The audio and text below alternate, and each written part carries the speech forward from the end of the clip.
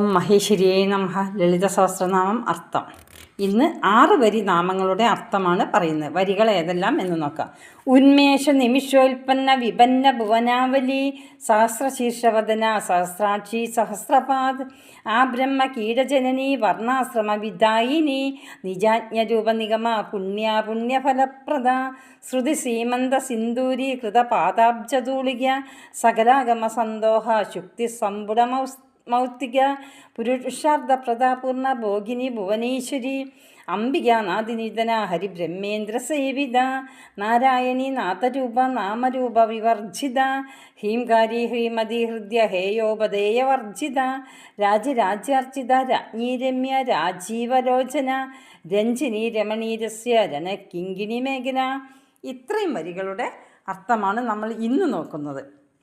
ആദ്യം ഉന്മേഷ നിമിഷോൽപ്പന്ന വിപന്ന ഭുവനാവലി. ദേവി കണ്ണടയ്ക്കുകയും തുറക്കുകയും ചെയ്യുന്നു.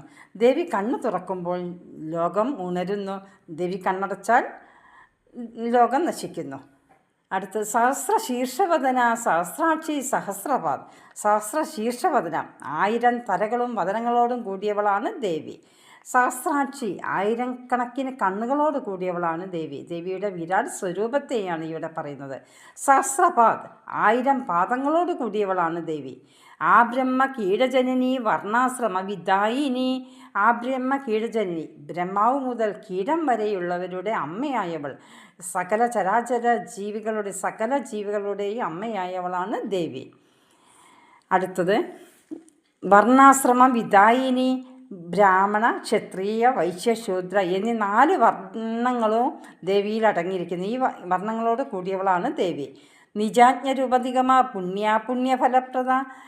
നിജാജ്ഞരൂപനിഗമ ദേവിയുടെ സ്വന്തം കൽപ്പനകളാണ് വേദവാക്യങ്ങളായത്.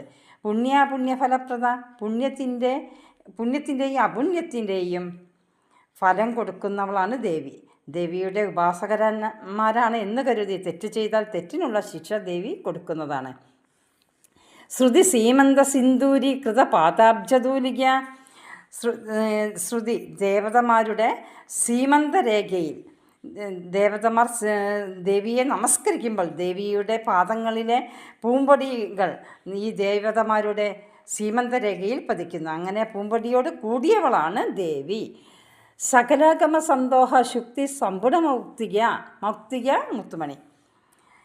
എല്ലാ വേദങ്ങളുടെയും കൂട്ടം ഒരു കൈക്കുമ്പിളിൽ വയ്ക്കുക, അല്ലെങ്കിൽ ഒരു ചിപ്പിക്കുള്ളിൽ വയ്ക്കുകയാണെങ്കിൽ ആ ചിപ്പിക്കുള്ളിലെ മുത്തുമണിയായവളാണ് ദേവി. അടുത്തത്